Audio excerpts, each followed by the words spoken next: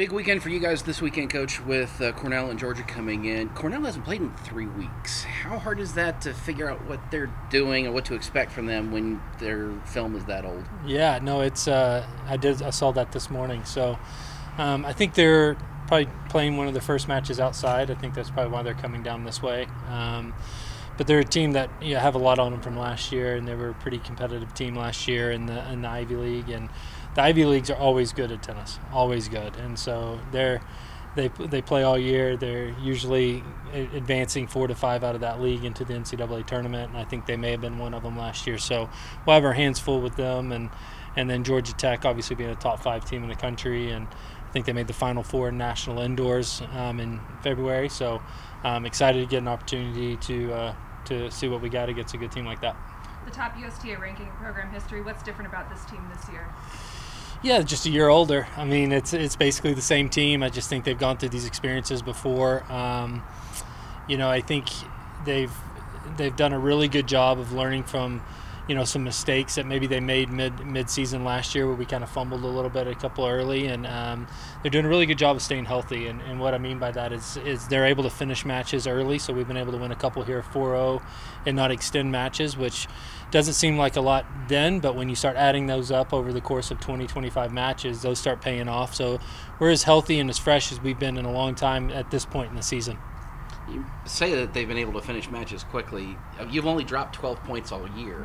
What does that say about this team, that they've been able to take care of each match inside and out all year long? Yeah, they're super competitive. I mean, they're competitive obviously as a group against other programs, but they're competitive within the program. I mean, they're really hungry to be one of those 4 points. They're really battling each other out to get the score, to get the mark. And so, when they have a chance to finish, there's a sense of urgency to do so, and that takes a lot off my back, because you're not sitting out there fumbling down the stretch and trying to get some matches done. And so that comes from experience, that comes from nerves, it comes from a sense of urgency, it comes from them doing this for a while and realizing that if we can get off the court now, it's going to save us in March and April. How do you pair together doubles? Yeah, it's weird. You just obviously we've had a group that has stayed together for a while. The more they play together, you kind of see the chemistry bond. You look for strengths on one side of the court to the other, forehand to backhand, server versus someone at the net that can move really well. You look for kind of styles that complement each other, and then it's just kind of bonding together. Doubles is a one-set basically sprint, so really anything can happen. So you can't really get too frustrated with the loss here and there, but they've been able to win quite a few doubles points and play well together. What do you hope to see from your team this weekend before you get ready for Big 12 play? Yeah, I mean, I'd like for to stay on course on Friday and see them come out being at home for first time in a while, to go on and kind of take care of business and have a sense of urgency early in that match and really build some confidence for Sunday's match. I know we'll be tested on Friday, but it's a match that going in as a favorite, you want to see them play as a favorite and handle their business.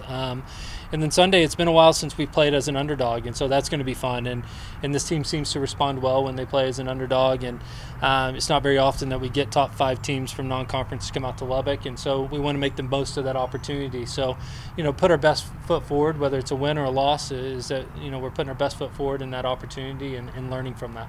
Whenever you talk about taking that next step as a program, one of those things where you can't totally decide the schedule, depends on who wins the ITs, things like that, but whenever you have like a top 5 team come in, is that really one of those things that can really help this team down the stretch really take that next step? Really, yeah, for sure. I mean, our conference is as good as it's been maybe in my 10 years of coaching this year, and so you're going to get a lot of opportunities there. But really how our ranking system works, it's your 10 best wins, and so to be able to add a top 5 team on your resume, if we're able to get that done, is priceless when it comes to your national seeding, hosting. It opens up a lot of doors, and then obviously the confidence it gives you. But I think our next 4 or 5 matches are all against top 25 opponents, starting with Georgia Tech. It's just kind of like Groundhog Day. You wake up and you just get ready, and it's going to be another tough one. You got to strap them on and go. And do you think this leads to more top teams coming out to Lubbock in the years to come to really help you guys with that? Having an indoor would lead to more teams coming to Lubbock. They fear the wind and the conditions here a little bit, but it's probably one of the best home court advantages in college tennis, just because the altitude, the wind, We've had an amazing fan base that's been with us and stuck with us for a long time. But obviously, if you grow the program to a point where you're sustainable in the top 25, more teams come out just because they want that opportunity to play you. You're part of a string of spring sports right now that are doing exceptionally well with baseball, basketball, track and field.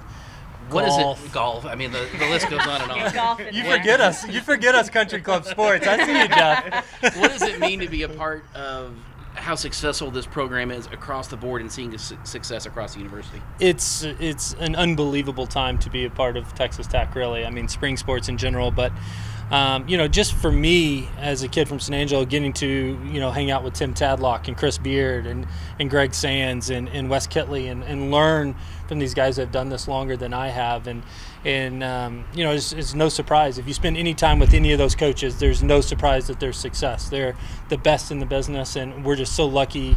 I'm lucky to be around them, but Texas Tech's lucky to have them.